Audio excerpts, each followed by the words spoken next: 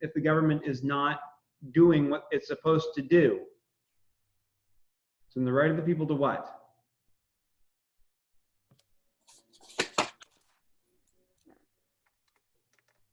Okay, don't everybody talk at once.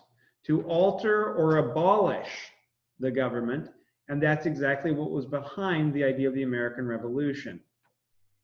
Let's ask the question now, how revolutionary was the American Revolution? Now you might say, well, that sounds like a dumb question, Mr. Cook. It's in the title, the American, not like the American not revolution, it's the American Revolution. So very clearly, the American Revolution was revolutionary. But that is, you know, that's just wrong way of thinking about it. And by the way, this is something that if you want to do well in AP US history, you have to grasp, and you have to grasp that at this point. Historians like to ask, to what extent is an event or an idea revolutionary, or is it not? Now, as you probably realize, life and history is nuanced. So nothing is ever completely 100% revolutionary, and nothing in life is completely not revolutionary. There's always some element of change in what's going on. And so when we ask the question, is the American Revolution revolutionary? We're asking the question, do we best understand the American Revolution as more predominantly revolutionary, or is it not so much very revolutionary? Did enough things change in order to call this like a real true revolution? Or did so many things stay the same that even though we call it a revolution, it's still not really revolutionary? So let me, you know, take a public opinion poll here really quickly. How many of you say, yes, the American Revolution was revolutionary? Enough things changed that really it was a revolution, by gosh. You say it was a revolution. How many of you would say the opposite? No, not that much really changed, and so I'm not going to call it a revolution. Okay, can I give you guys an argument? By the way, everyone always votes that way, in case you're wondering. Let me challenge that. Can I challenge your idea here really quickly? The American Revolution was really not revolutionary at all. And we can come to this conclusion by comparing this to other like actual revolutions. After all, what happened when the Bolsheviks overthrew the Tsar in Russia in the teens? Does anyone know what happened to the Tsar? They kill him. They killed the poor Tsar and his entire family. They assassinated them. They shot them all in a basement. Done. Okay, so that happened.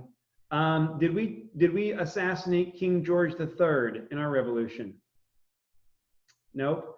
And then what happened in Russia? Well, the land-owning class was overthrown. The land was confiscated and it was redistributed to the whole of the people.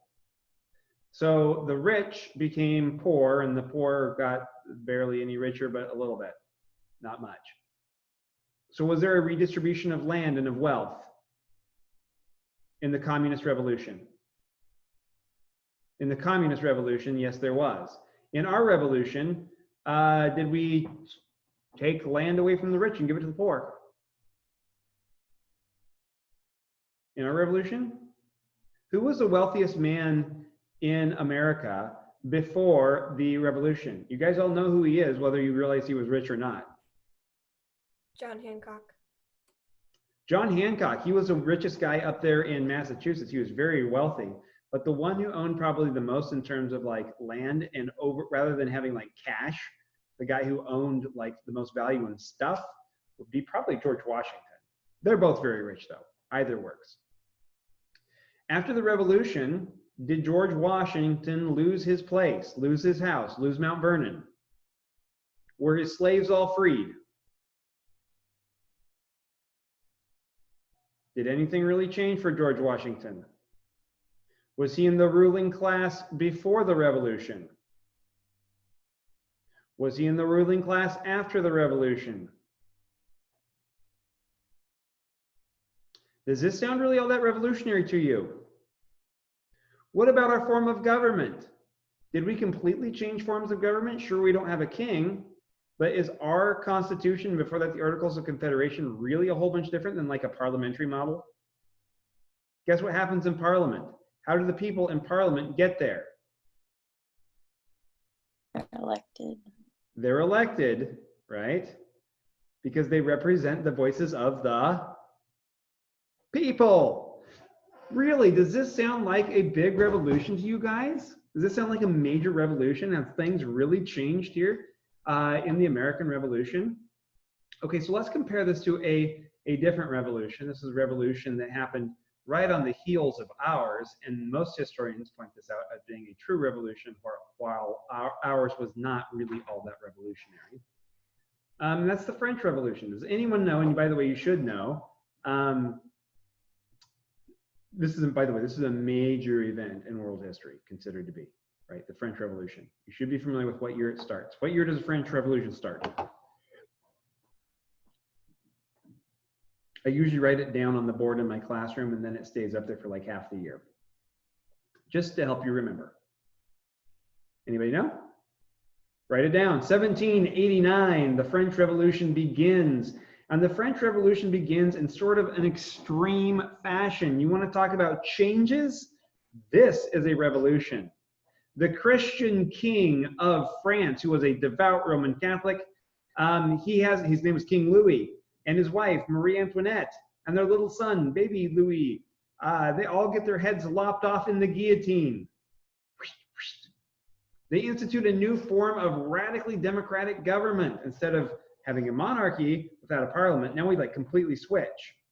And religion is like they try to throw it out. Did that happen in the United States? Oh, by the way, the religious stuff in the United States, did we change religiously at our revolution very much? Did people switch denominations? No, nothing, right? Talk about not revolutionary, that was not revolutionary. And so the French Revolution starts with all that.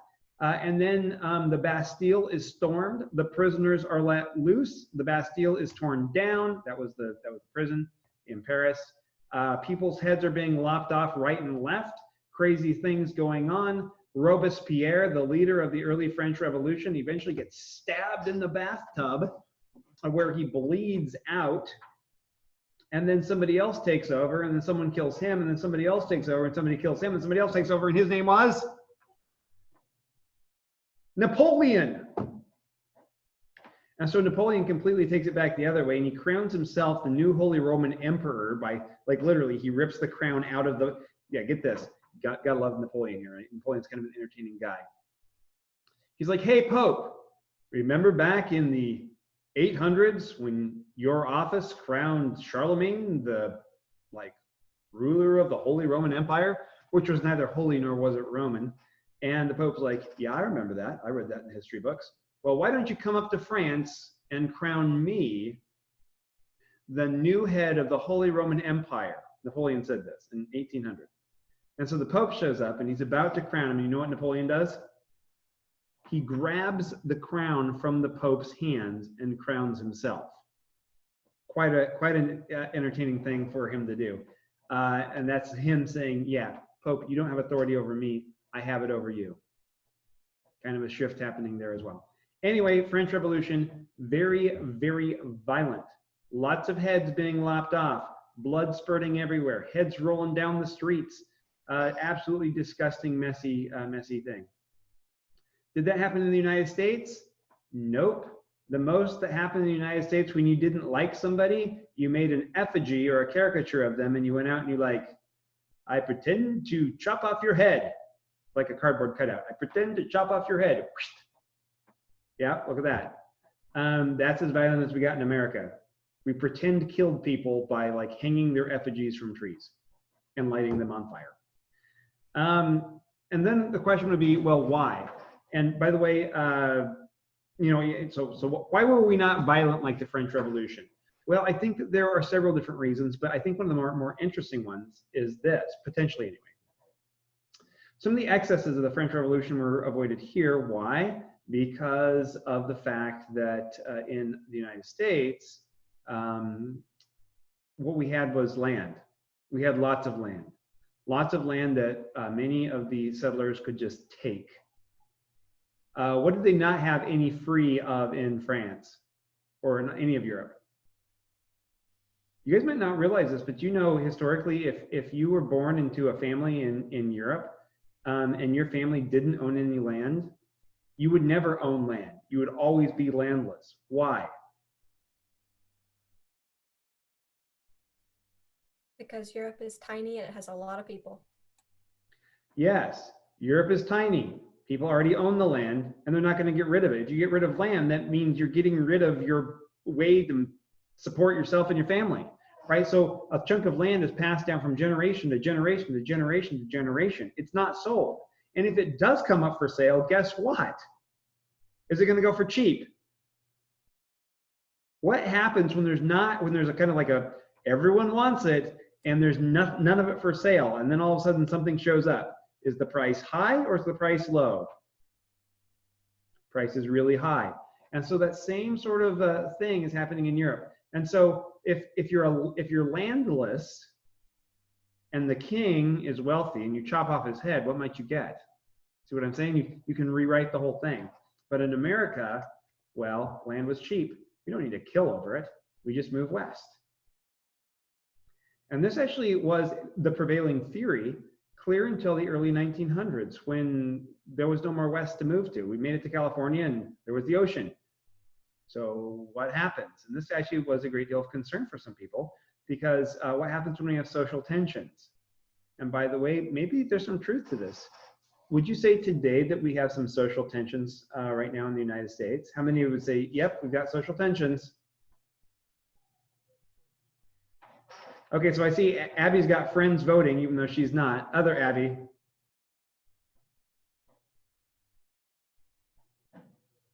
Are you okay, Abby? No, she's laughing. Okay, it doesn't matter. Okay, so we're unstable in America today, but what if this was the case? Like, how many of you think that what's going on in Portland every now and again, you know, tear down the statue of Abraham Lincoln and throw paint on him? That happened 2 days ago. You see that? There's still like rioting in Portland. What's going on? How many of you think that that's kind of ridiculous? Anybody? How many are like, nope, riot away? Okay, so what if this was the case? What if Portland was kind of nuts, you know, and you're like, you know, rather than deal with their crazy, let's just move west. The problem is the Pacific Ocean is there. You know what I'm saying? So we can't do that. And so potentially this could lead to some issues on down the line. Who knows? But anyway, that's one of the ideas as to why maybe America did not have a truly violent revolution. So in the end, most historians today think that America did not really have much of a revolutionary revolution. The only thing that we really got out of it was independence from Great Britain. The political climate, the money, the religion, everything stayed pretty well the same. Even the type of government that we did ultimately end up embracing after the Articles of Confederation is somewhat similar to the parliamentary model that Great Britain had and that the colonists, the Anglo colonists, were used to. So, and King George, by the way, he kept his head. He just went on being king in England. And so so how many of you watched the videos on the Articles of Confederation? Okay, you were supposed to. If you haven't yet, please go on there and watch those videos. Today you'll be taking also the Tyndall Chapter 8 quiz. It's all online on the AP College website. If you are unable to do that, if you can't get to it or whatever, or it doesn't work, let me know, send me an email, and I'll take that into account. But otherwise, please do that today. But I have assigned 3 other videos for you guys to watch. They're each about 8 minutes long, I think, something like that. So go ahead and watch those. I recommend doing that before the Tyndall Chapter 8 quiz that you'll be taking on your own sometime this afternoon. So there's my hints. But you already watched about the Articles of Confederation. Under the Articles of Confederation, the states, if you remember, remain pretty well sovereign. And this causes the states to kind of fight. I mean, if New York and say Rhode Island are fighting it out because they disagree about something, the national government under the Articles of Confederation didn't have the strength to say, cut it out. No, this is how it is. And so they tended to fight. There were also problems with Congress. Firstly, there was no power to regulate commerce, and so the states kind of made it up as they went. And sometimes commerce benefited one state over another state. And once again, the national government didn't really have any power to do anything. Additionally, the Articles of Confederation had no power to tax. Taxes were suggested, like, hey, Rhode Island, if you get tax money this year, can you give us some because we need to run? And Rhode Island would be like, no, thank you, because we're Rhode Island and we're obnoxious. By the way, if you want to know the early troublesome state in the United States, it was Rhode Island. Always a pain. A pain as a colony, a pain as an early state. And then later that switches to be South Carolina. Today, what state is the pain in the Union? I don't know. What do you guys think? Is it Oregon? We're kind of like, we're going to ignore federal law and like legalize marijuana and then get taxpayers to pay for it. Welcome to Oregon. Anyway, so there are problems. There are, by the way, other problems with the Articles of Confederation. A fairly large and obvious problem with the Articles of Confederation. If you wanted to change something, how many states had to agree? All of them, all 13. By the way, can you get 13 individuals to really agree on anything? 13 states? Are you kidding me? Like, they never could change hardly anything because very rarely did they all agree. Really, the only thing that they got figured out under the Articles of Confederation had to do with westward lands. And so then you had like the land ordinances of 1785. And that was really the only thing that the Articles did that was of any value.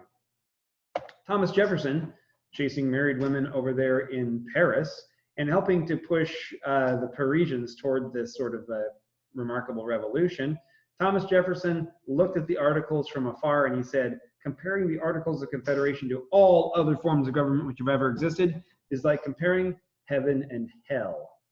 He probably made that comment after he had jumped over the, so there's this married woman that he thought he was in love with, in case you guys want to read something kind of like awkwardly strange. Yeah, so there's this married, so he also had Sally Hemings with him, and she was only 14 at the time. She's the one that he later goes on to have very, very strangely white children. Black slave that goes on to have very strangely white children. And they're the only slaves he ever freed. Kind of strange. Anyway, whatever. That's on down the line. At this point, he's in love with a married French woman, and he was chasing after her one day. I'm not even sure how that makes sense, but anyway, he was. He jumped over a fence. Yeah, this is our American ambassador in France. Jumps over a fence and breaks his wrist, and so he got like all bandaged up. And then he like has this epiphany. Oh my goodness, am I being smart here? And then he writes this like little note to himself. And by the way, you can read it today. It's kind of interesting. It's called Head versus Heart. My heart is following after this married woman, but my head says I shouldn't, but my heart says I should. And so there you have it. Thomas Jefferson, something of a romantic. Anyway, from afar, he compares the Articles to all forms of government like heaven and hell. And collecting taxes actually grew more difficult as time went on, because it turns out there were some states that never bothered to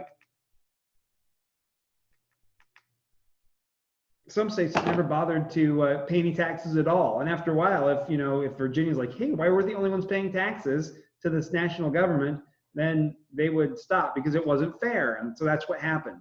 It started with a few states never giving any taxes, and then it grew to more and more and more. So there's less and less and less money for the national government to run with, so much so that they couldn't even have any sort of an army at all.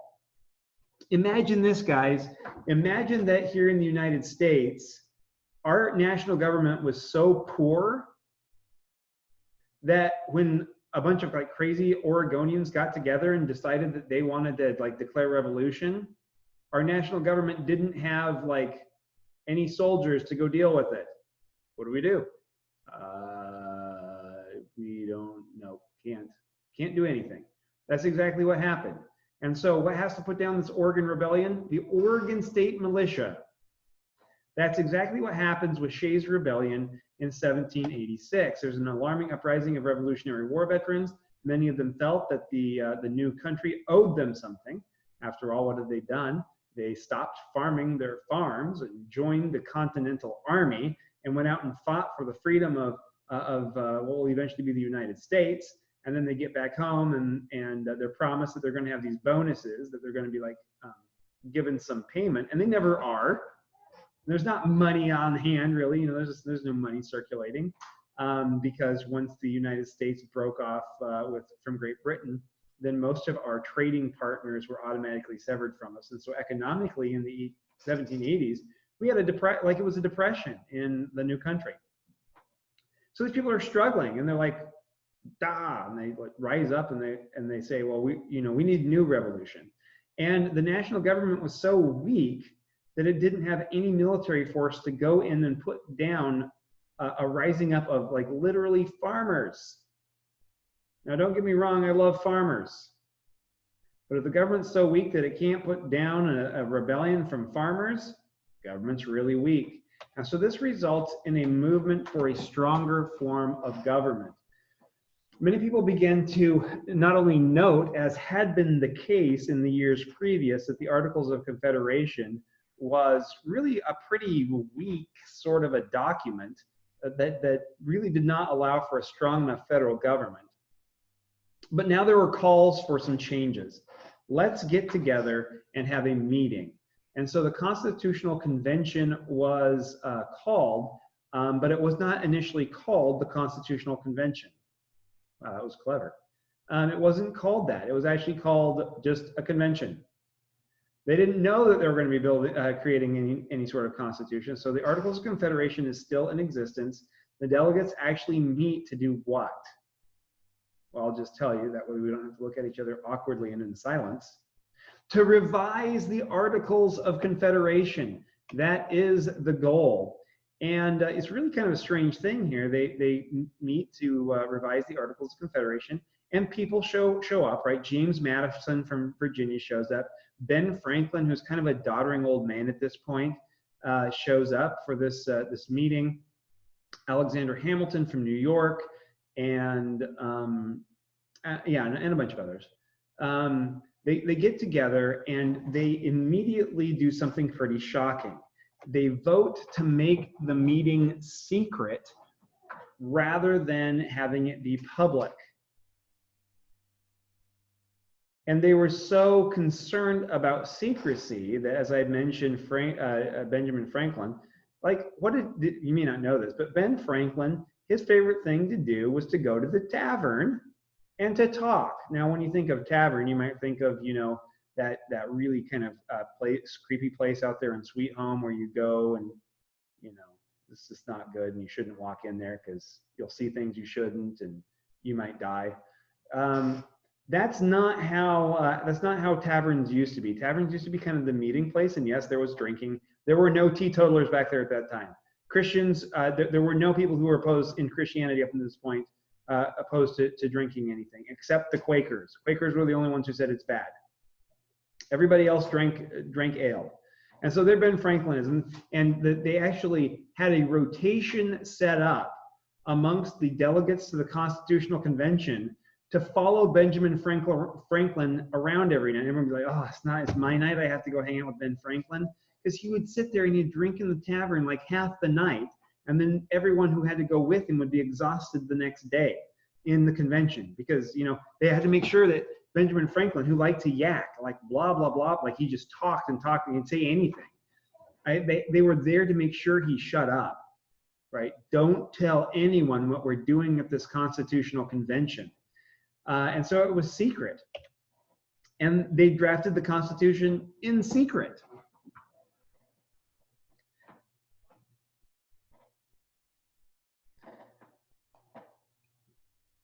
And so nobody really knew what was going on behind the doors, behind the closed doors.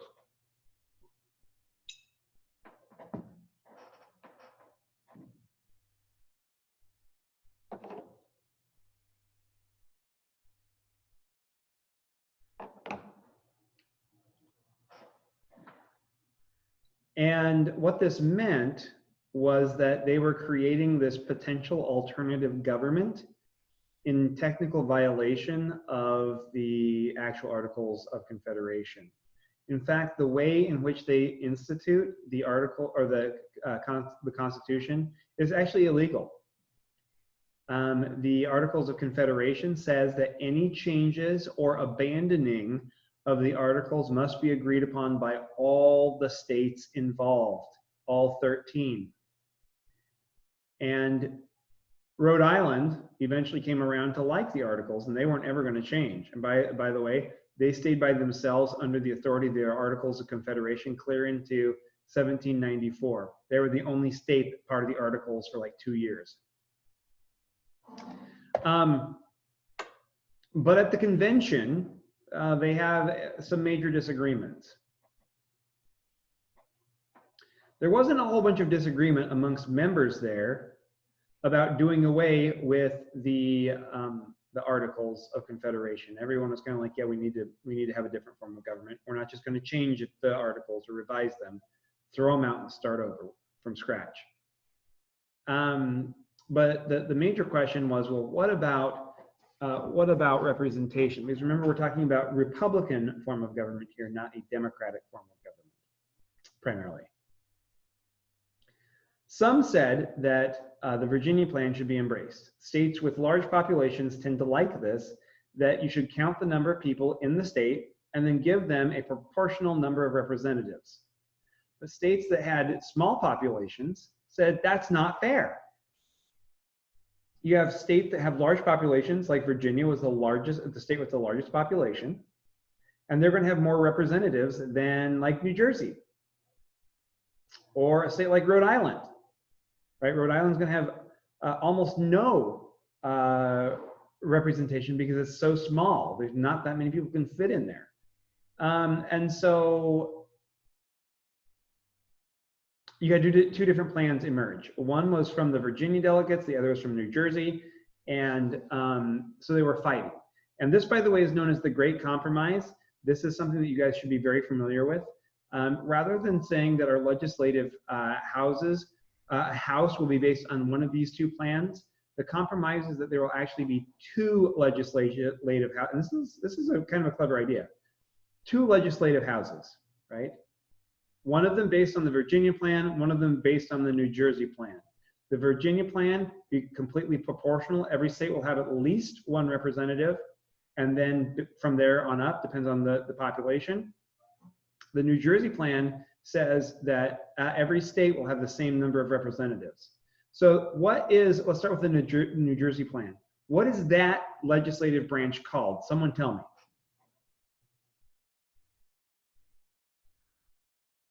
The Senate. Yes, the Senate. Every state, no matter if you're California with the biggest population, or if you're Wyoming with the smallest population, every state has how many senators? Just hold up how many. Okay, every state has two. Our two senators from Oregon, does anyone know their names? Merkley and Wyden, winners. Okay, Merkley and Wyden. Does anyone know how many representatives we have in the other one? The Virginia plan is House of Representatives. How many representatives does Oregon have? Does anybody know? 5. Does anybody know how many California has? 53. Does anybody know how many Wyoming has? 1. And so the power in the legislative branch is split up between these two groups. So once again, this is called the Great Compromise, combines both houses. This is where we'll stop. I did hear the bell. I know that we're done with class. And we'll finish these thoughts at the beginning of class next time.